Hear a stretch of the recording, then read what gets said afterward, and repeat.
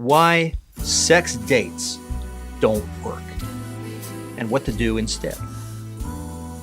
Eventually, in most committed relationships, desire takes a hit.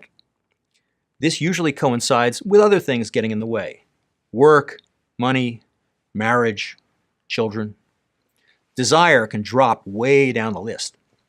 So what just about every sex book recommends is for a couple to schedule regular sex dates. Put it on the calendar, turn off your phones, show up in bed, and just have sex. But what if it's time for your sex date and you're not really in the mood? Should you just go ahead and have sex anyway? Actually, that's kind of a recipe for bad sex. The problem with a sex date is it treats you like some kind of machine.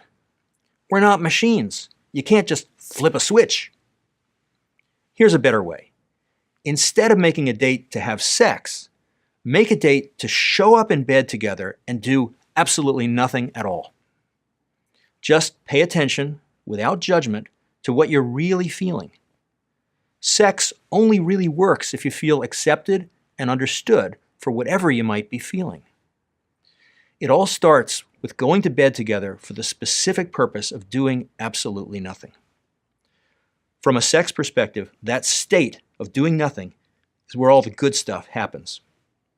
Maybe you'll end up having sex, maybe you won't.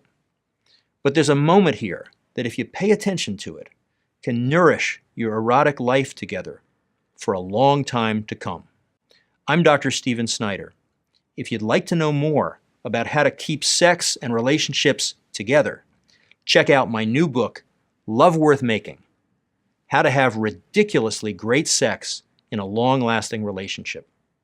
And be sure to join me at loveworthmaking.com.